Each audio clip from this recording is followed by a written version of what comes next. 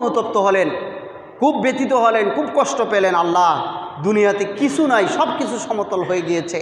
আল্লাহ জানে আমার এই উম্মতি মহিলার কি অবস্থা। এরপরও আল্লাহ তাআলার উপর ভরসা নিয়া হযরত নূহ আলাইহিস সালাম সাথী সঙ্গী নিয়া ওই মহিলার বাড়ির দিকে রওনা দিলেন। যাইতে যাইতে তার বাড়ির কাছে গিয়ে শুনতে পায় যে ওই মহিলা আল্লাহ তাআলার জিকির করতেছে। সুবহানাল্লাহ বলেন। দুনিয়াতে কেউ নাই, সব মারা গেছে। একমাত্র নূহ আলাইহিস সালামের নৌকাতে যারা ছিল তারা ব্যতীত আর কেউ বেঁচে নেই। সমস্ত গাছপালা, তরুলতা, পাহাড় পর্বত সব সমতল হয়ে গিয়েছে। একমাত্র নূহ আলাইহিস সালাম আর তার সাথী সঙ্গীরা আছে, আর কেউ নাই। কিন্তু আল্লাহ তাআলা ওই বৃদ্ধ মহিলাকে এত বড় প্লাবনে, বন্যার পরেও জীবিত রেখেছেন। ওই নূহ আলাইহিস সালাম গিয়ে শুনতে পায় যে তার বাসার থেকে আল্লাহ তাআলার জিকিরের আওয়াজ আসতেছে। সুবহানাল্লাহ বলেন। আল্লাহর পয়গম্বর হযরত নূহ আলাইহিস সালাম সেই বৃদ্ধা মহিলার ঘরে সালাম দিয়ে প্রবেশ করলেন। প্রবেশ করে বৃদ্ধাকে জিজ্ঞাসা করেন, হে বৃদ্ধা, তুমি কি জানো না আল্লাহ তাআলা প্লাবন দিয়ে সমস্ত পৃথিবী সমতল হয়ে গিয়েছে, পৃথিবীতে আর কেহ নাই, একমাত্র আমি আর আমার অনুসারীরা ছাড়া আর কেউ জীবিত নাই। তুমি কি প্লাবন সম্পর্কে কিছু জানো?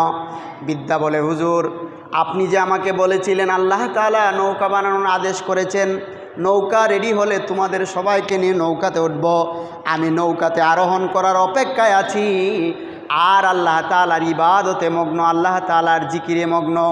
যেই সময় যেই তাসবিহ, যেই সময় যেই ইবাদত করার কথা আপনি আমাকে আদেশ করেছেন, ঠিক সেইভাবে আমি ইবাদত বন্দিগিতে আছি। আমি কোনো প্লাবন টাবনের কোনো খবর বলতে পারি না।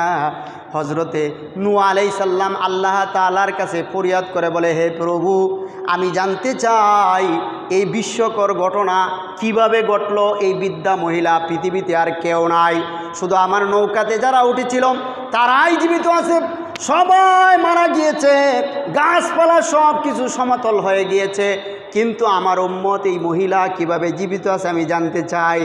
আল্লাহ তাআলা ডাক দিয়ে পবিত্র কোরআনের একটি আয়াত লৌহে মাহফুজ থেকে তেলাওয়াত করে শুনিয়ে দেয়, ফাযকুরুনি আযকুরুকুম ওয়াশকুরুলি ওয়ালা তাকফুরুন। আল্লাহু আকবার।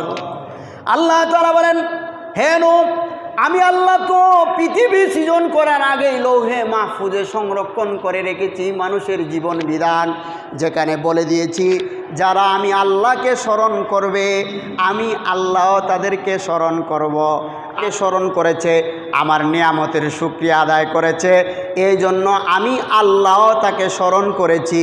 আর যাকে আমি আল্লাহ স্মরণ করি তাকে দুনিয়ার কোনো স্লাবন, দুনিয়ার কোনো প্লাবন, দুনিয়ার কোনো বন্যা গ্রাস করতে পারে না।